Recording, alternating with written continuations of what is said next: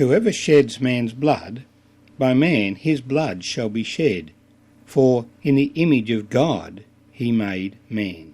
My name's Arthur. Thank you for joining me as we turn to Genesis chapter 9 and read God's blessing and God's charge to Noah and his family. They've come off the ark, and Noah has worshipped God with a burnt offering. And so God has declared, the earth shall remain, the seed time and harvest, cold and heat, winter and summer, day and night, shall not cease. Well, we continue our reading then in chapter 9. So God blessed Noah and his sons, and said to them, be fruitful and multiply and fill the earth. And the fear of you and the dread of you shall be on every beast of the earth, on every bird of the air, and on all that move on the earth, and on all the fish of the sea. They are given into your hand. Every moving thing that lives shall be food for you. I have given you all things, even as the green herbs. But you shall not eat flesh with its life, that is, its blood. Surely for your lifeblood I will demand a reckoning. From the hand of every beast I will require it, and from the hand of man, from the hand of every man's brother, I will require the life of a man. Whoever sheds man's blood, by man his blood shall be shed. For in the image of God he made man. And as for you, be fruitful and multiply, bring forth abundantly in the earth, and multiply in it. And may the Lord bless these words to us. The first charge that God gives Noah is to be fruitful and multiply, and fill the earth. And so for the last 4,000 years, men have been busy being fruitful and multiplying and filling the earth. Several hundred years ago, Malthus and others said, the earth will not be able to sustain more population. But indeed, the world has been able to sustain the population. And there are areas where it is struggling, and a large part of that is not because the ground is not productive, but it is because of war and what things people do to disrupt the lives of others, and because parts of the world that have great productivity manipulate other parts of the world rather than allowing the benefits of one area to flow to another. But ultimately, the bulk of food that is eaten in the area in which it is grown, and that's God's plan. So the thing that we need to do to alleviate world poverty would be to stop war and to enable people to produce their food in their environment. Well, at some stage, God will say the world is full enough. But as the world fills, as he said, the imagination of man's heart is evil from his youth, and so strife is in the world, and strife will continue to be in the world. Man, as the population increases, will become increasingly violent towards other men. We've seen it in the past, and it is happening in our presence today.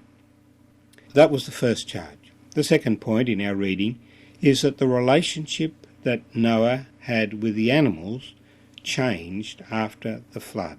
He says, the fear of you and the dread of you shall be on every beast of the earth, on every bird of the air, and on all that move on the earth, and on all the fish of the sea. And so, while animals get on quite well generally with each other, when man comes on the scene, generally we find that they are fearful of man, and they move away from man. Why? Because man has the right to kill. Man has the responsibility to manage the animals and the things of the earth, because they have been given to us for food. For God also declares, every moving thing that lives shall be food for you.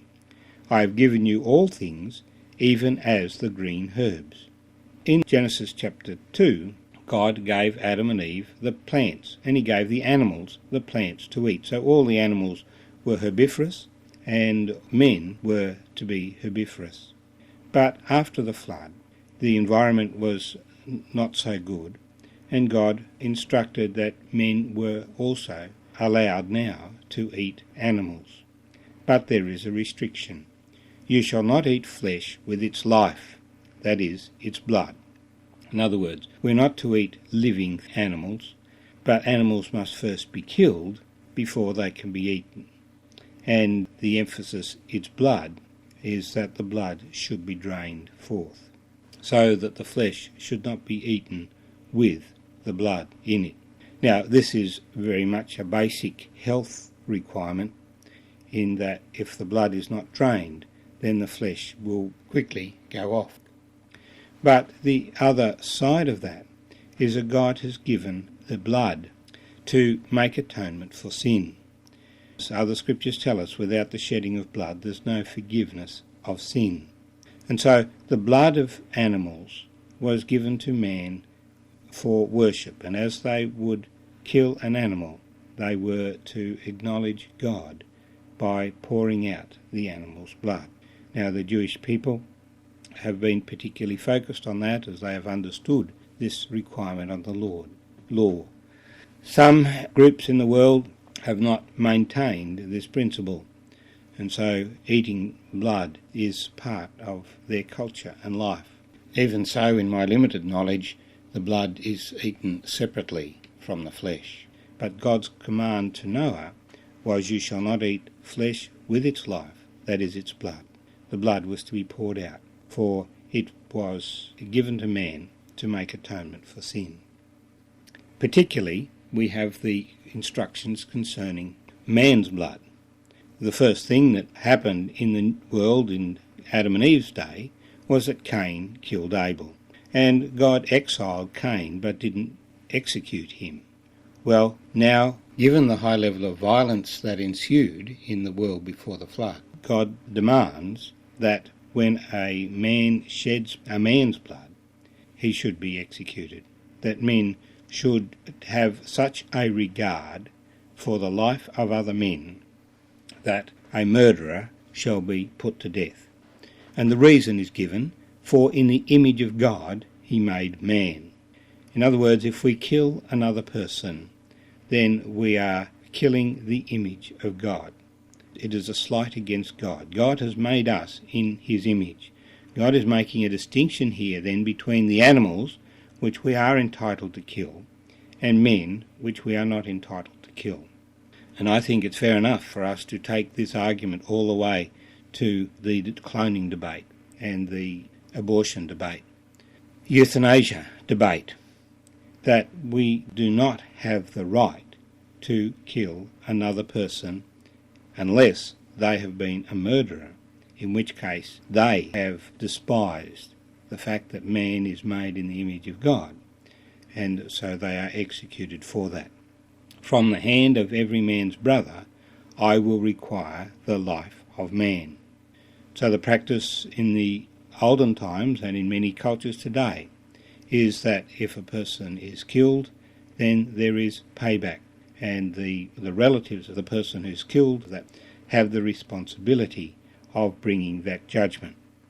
Now, under a more sophisticated legal scheme, the state has taken on that responsibility. In the New Testament, governments are given that responsibility, and so it's been taken away from the individual. Man, in his sin, has distorted this so that in some parts of the world people are executed for all kinds of crimes as well as murder, but it is only for murder that God declares it here. Sometimes people are killed by the states just for being politically active or for believing in the Lord Jesus, and that is going way beyond the requirement. The alternative is that people are not executed for anything, but wickedness is not restrained. The main problem I see with the death penalty is the fact that so often we get it wrong, and that we don't have the first-hand evidence, and we have people who lie to frame others. And so in a significant proportion of cases where the death penalty is applied, it would seem that it is not justified. So there is a high requirement for proof. But the principle is there, given to Noah, that if a man should despise the life of another man, he is despising the image of God, and God will hold him accountable.